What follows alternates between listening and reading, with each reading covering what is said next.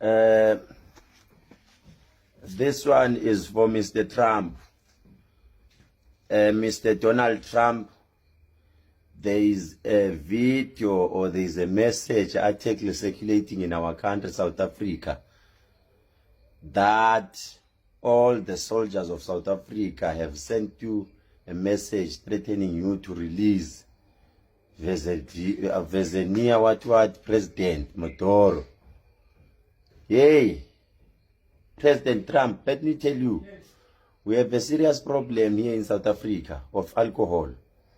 Everyone who feels like saying anything or talking, they just take their phone and talk as they please. We don't want war. We are scared. Please. We have a serious problem here.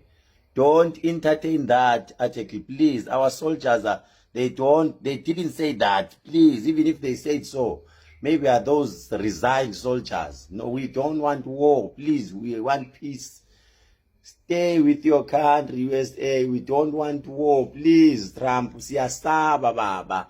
Siyasaba baba, Trump, siyasaba baba.